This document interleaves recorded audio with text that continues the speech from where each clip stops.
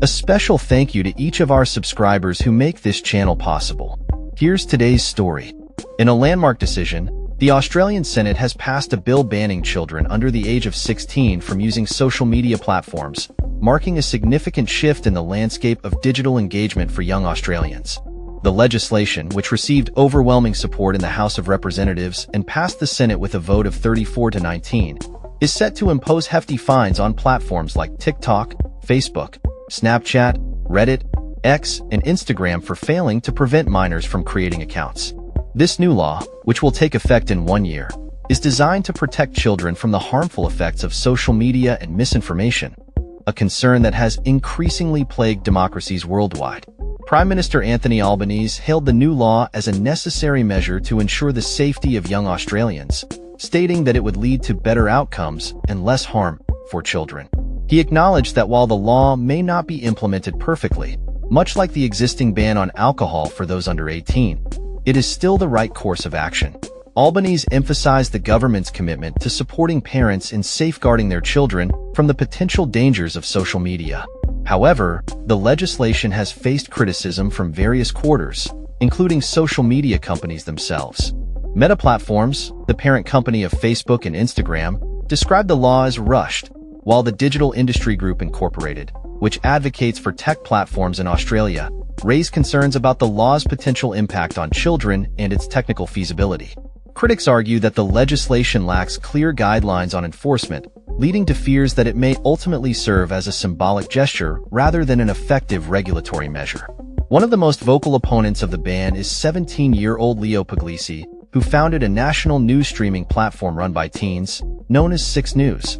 Puglisi expressed his concerns that the ban would stifle creativity and limit the opportunities for young people to engage with media.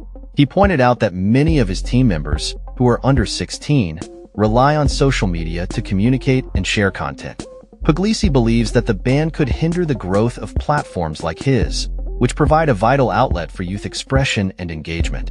Experts in the field of social media and youth development have also weighed in on the implications of the new law. Susan Grantham, a social media expert at Griffith University, cautioned that the ban could inadvertently push young people towards unregulated and potentially dangerous corners of the internet. She argued that rather than imposing a blanket ban, the government should focus on improving digital literacy and providing guidance to help young users navigate social media safely. Conversely, some professionals, such as body image expert Catherine Houlihan, support the ban as a crucial step in protecting young people's mental health. Houlihan highlighted the importance of safeguarding children during their formative years, stating that the teenage years are critical for identity and brain development. Proponents of the ban argue that limiting access to social media can prevent exposure to harmful content and negative influences that can impact a young person's self-esteem and mental well-being. As the debate continues, it remains to be seen how social media platforms will adapt to comply with the new regulations and what the long-term effects of the ban will be on young Australians. With a year to prepare for implementation, these companies will need to devise strategies to ensure compliance while also addressing the concerns raised by experts and youth advocates. The success of this legislation could set a precedent for other countries grappling with similar issues surrounding youth access to social media and the pervasive influence of misinformation.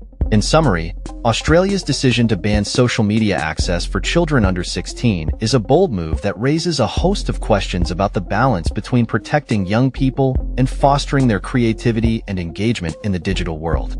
As the law approaches its implementation date, the conversation surrounding its potential impacts will undoubtedly continue to evolve, reflecting the complexities of navigating a rapidly changing digital landscape. That's all for this story. We upload videos every day covering many different subjects, so hit that subscribe button to stay informed. Thanks for watching.